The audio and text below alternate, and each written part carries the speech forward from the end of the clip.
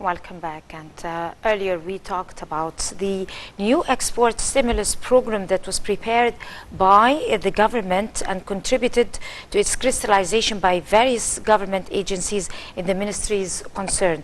Of course, Prime Minister Dr. Mostafa announced the activation of a new export incentive program and executive procedures to start paying the late financial dues to manufacturers and exporters. It's all concerned about the exporting procedures and facilitating that procedure the best they can. We're going to look into over more comprehensive details with our prominent guest live with us here in the studio, Dr. Ibrahim Mostafa. He's an economic expert and a political expert at the same time, and he's going to be giving us his input and his insight about that particular procedure. Good morning, Dr. Mostafa. Good morning. Good morning, Doctor. And first of all, let's shed the light on the government's new program in stimulating exports. Look, just for this incentive program, it's very important that we have declared that we are going to apply this program. It's very important to incentivize exporters to increase their exports. They have been suffering from during the last 5 years that they didn't get their dues under this program. That's why they met with the Prime Minister several times to try to solve this problem and to make sure that this program will be sustainable and will be applied with the kind of that the government is supporting this program to be applied. The government that this program is now the component of this program is to pay 10% directly to the exports, to the exporters, and the other components of this program is to cut from their tax dues for the government and to help them to use the benefits of logistics side under this program. That's why the full amount of this program now is 6 billion Egyptian pound. And it's divided into 40% to direct to the exports value, and the other two parts, 30% will be directed to tax dues and logistics side. We know that the target of increasing export is around to get 40 to 50 billion US dollars, and this to make this target happen, you need to incentivize exporters by giving such a program and other programs like facilitating the trade procedures, as well as helping them to be a part of all exhibitions around the world, especially in the African continent. And this is very important because this continent is still a mature continent that needs more, whether investment on the investment side or the export side. Doctor, the benefits of this program over investment overall and foreign investors? Look, just if you look at the circle of the growth, we have three corners, and if we draw a triangle inside this circle, we will find that the production and trade and investment are the pillars of increasing the growth. When you look at the trade side, mainly the export side, you mean that you are increasing trade, which means that you will increase the capacity of production, which needs more investment. That's why it's very important, because each pillar is connected to the other one. And when you incentivize exporters to increase their production, increase their exports, they will invest more from the other side. And this finally will end up with increasing investments. If we talked about methods to make a better environment for whether we're talking about direct investments, indirect investments, foreign investments, Egyptian investments, definitely we have seen many changes and facilities provided by the Egyptian government. But of course, we need more as well. So how do you see the current situation, and what else do we need to work on? Let me divide the investment into two things. The local investment and the foreign, and then this foreign, I see the foreign people with companies with foreign nationality and Arab nationality.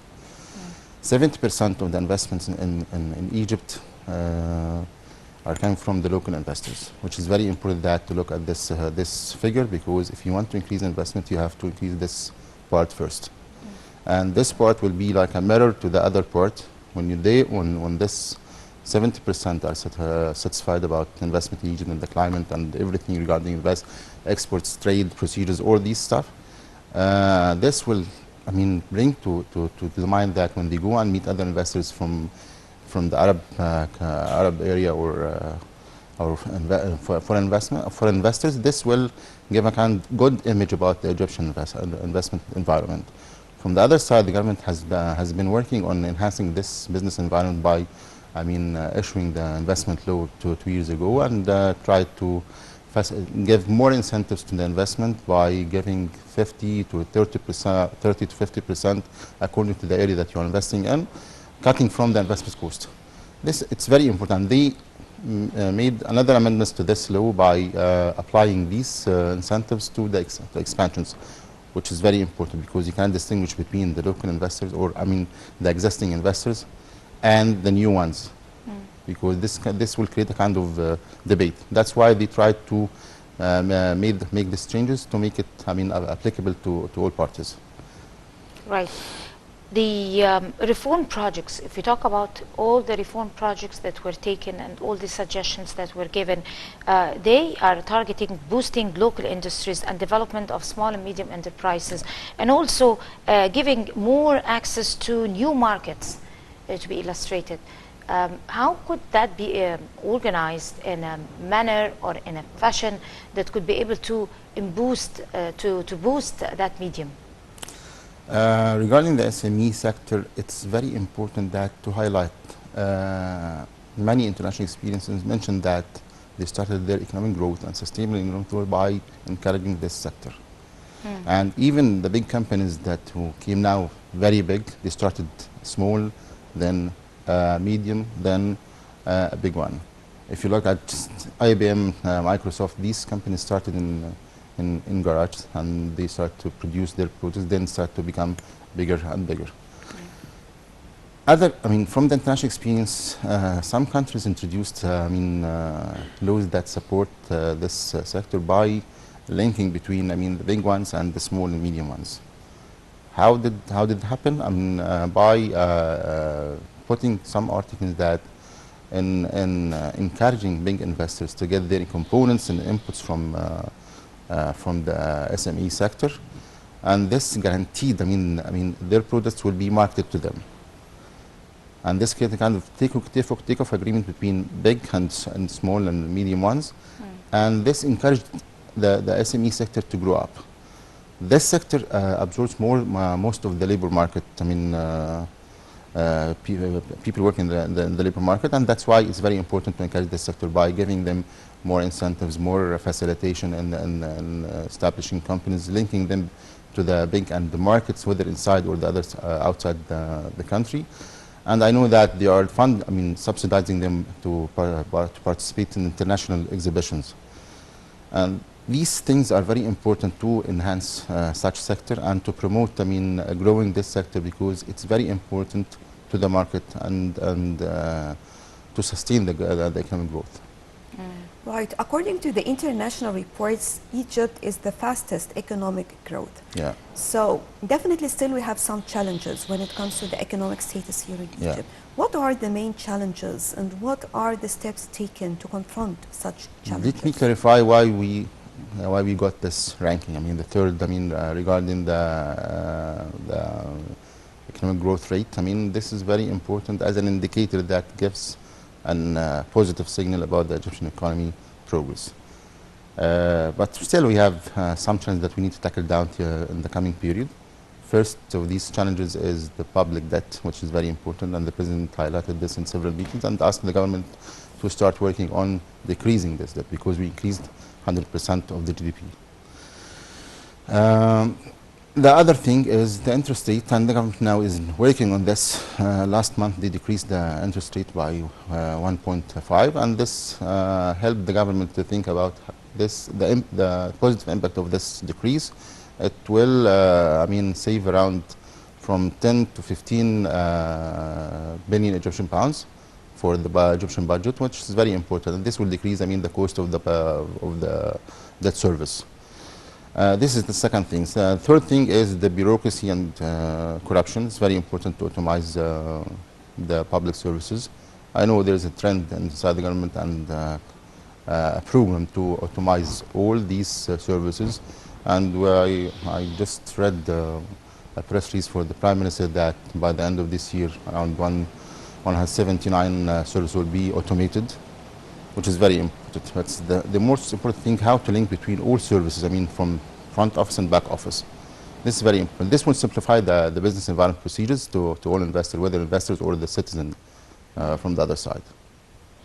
It's very common now when you take a observe or you take a comprehensive look over the histories of economies and how they have developed and how they have proceeded now in this century, that the biggest economies have built their empire and their glory over small economies, small and medium enterprises and informal economy. Can these experiences be transferred to Egypt, and how could it be applied? Especially that we are encouraging and empowering the small and medium enterprises, empowering youth, supporting women and sectors in society who could be able to operate in that particular field. Yes, we can benefit from the international experiences by selecting what can be fit to us. I mean, to be very smart in selecting the international experience that fit to the Egyptian economy. That, as I mentioned before, is to simplify the laws and procedures for this sector is very important, and to put some articles that, I mean, link between the big and small and medium size. This is very important because it creates a kind of complete circle that all products will be got by these companies, and so whether by inputs or intermediate products or all these things. Other thing is, to establish kind of company that guarantee the risk of giving credits to these SME companies. It's very important because this will encourage, banks and other financial institutions to give them credits and to start, whether for startups or expansion or things like that. It's very important because many of banks are not, they are reluctant to give credits to these companies because they don't have guarantees. By having this kind, whether fund or company that is working on this side, this will facilitate, their business in the market. Other thing is, I know there's a very important role for the SME authority. It has been working very well on the ground by giving kind of awareness campaign to all people interested in this sector, giving them advices how to start, how to incubate their ideas, how to get them operating in the market, and helping them during the operation. But this role is not clear to everybody. We should give kind of shed light on their role in the market and to give more awareness about their role in the market. It's very important. The other thing is, cooperating with other entities like GAFI and entities like the commercial registry to facilitate the process of establishing these companies. If GAFI and this authority can work together, giving that kind of place to the SME side to go to this area, you can get your process done very easily, and these things are very important. What is the importance of the economic African dimensions? If we're talking about the economic reform program and all the challenges we are facing, definitely also there is a good chance just to get out of this also by cooperating with the African countries, because each country has something we can work on, and together we can have a major power in the region. I think we have an edge now currently because the President is heading the African Union. We can use this, to promote our existence in this country and to enhance the economic relations with these countries. Each country in this continent has its own, its own features and privileges that we should work on. The most important thing in this country to facilitate, trade between these countries is the logistics side. I know the President said last year in the Commercial Conference that this continent needs around from 150 to 200 billion US dollars for infrastructure, to enhance infrastructure, which is very important. The other side, the Egyptian government put under the incentive program for experts that you can get 50% from your logistics cost if you export to the African countries. These are very important things that to enhance this our existence in the African continent. The other thing is using, the passion that Asian countries that they have about this country, about this continent. You know, China has been working on this continent for the last 10 years and has a very good existence in this country and worked very hard with these countries to enhance their infrastructure to get benefits from their existence in this continent. That's why China is focusing very hard on this kind of country, because they are interested in the oil and mining sector from one side, and it's among its vision about one road, one belt that it has been promoting. Putting this continent on that road, it's very important, and we know that Suez Canal is one of the points located on this road. These things are very important, because even China put that bulk of billions to invest in this road, that we should use this bulk to get portion of this part for this continent, and this will enhance, the economic development in the continent. That's why President Sisi participated in several summits, whether G20 or G7 in the last few months, to enhance, and to promote this continent to these summits, because these summits were having, countries, big countries, and the most influential financial institution that could help these countries to grow up. That particular incentive program that is regulating the exporting procedures and empowering it and enforcing it way further. When we think of Egypt assuming the chairmanship of the African Union, and Egypt taking its lead role, retaining it inside the continent, and retaining its strong presence inside the African continent, regulating and enhancing the Egyptian and African partnership. How is that particular program going to enhance our partnership, especially when it comes to an open African market that is opening its doors wide open for all the Egyptian ideas and initiatives? According to what's happening in the global market, the trade war between China and the USA and other challenges facing the global economy, this makes the African continent as a kind of the main target for the coming years to use for enhancing increasing your trade and enhancing your relations with these countries. As I told you before, the Egyptian government put under this program a kind of incentive that encouraging exporters to use, that giving back to these exporters 50% of their shipping or logistics cost if they directed their produce to the African continents. Using our chairmanship of the European Union is very important, because having this kind of forums, summits and conferences, this encourage this kind of existence encourages talks between these countries, how to solve the problems that are facing this kind of economic cooperation or trade between these countries. Raising to the mind that whether regarding the rules of origins and other problems regarding enhancing the trade, these conferences are very important to maximize the benefits of being a great player in this continent. Talking about economic status in general, and we all understand that we have an economic crisis worldwide due to the trade war, other effects, talking about Iran, the United States, a lot of things actually are taking place. This will have its impact on Egypt, but also we can take benefit out of this. How do you see the current situation, especially when it comes, for example, Egypt adopted the idea of the economic free zones, for example, and this will help also in the flow of trade as well? What's happening in the global economy, yes, it creates several challenges to every country around the world, and Egypt is one of these countries, because we have relations with both parties, whether the American side or the Chinese side.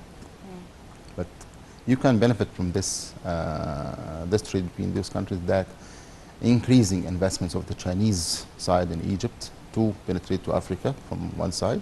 The other side, you can use the produce that, I mean, the high quality produce that are being exported to the developed countries to get the best for the Egyptian market. The other side, you can also work on having a kind of Chinese industrial zone that bringing a very well-known company to develop this area, as we had in the Suez Canal corridor. We had a company that they worked very hard to promote this. I mean, that small area. We need to increase their investments in Egypt, as because that they know how to penetrate the markets, the Chinese companies, and they have good programs from their government to incentivize them, whether that regarding the export side or investment side, and also they have low rates of financing projects. And this is very important to us when we get this, these investment and financial tools that they have to be in Egypt. It's very important because, as I told you, when you seek an investment, you're looking at several things. I mean, the cost, of this investment, or the cost of this finance. When we get finance from Chinese institutions or companies, we know that the interest rate that they are taking from the government is very low. Which is very important because this will increase, the service of the service of this finance, of getting this credit facility. They are well known about their experience in infrastructure and production side and machinery side. And if we have these companies, working in Egypt, we will benefit from these, from their existence in Egypt by increasing our exports to the global markets, whether Europe and other countries that are not having problems with like the USA. And from the another point of view, the Chinese companies are very smart. They know how to deal with their customers. They know how to balance between the cost and quality and the price. All these stuff are very important when you deal with the markets. You know how to reach markets. They have got, logistics sector. They have all the facilities that can help them to grow. Why not to have this kind of cooperation between the Egyptian side and the Chinese side, and benefiting from the experience and achieving the development, their development, and whether enhancing the industry sector there, and as well as the logistics side. Well, Dr. Ibrahim Mostafa, you are an economic and a financial analyst. Thank you very much for coming over. You have a beautiful day. Thank you. Thank you for coming. Thank you. And I guess we're going to go to a short break, and we come to continue the breakfast show, so stay with us.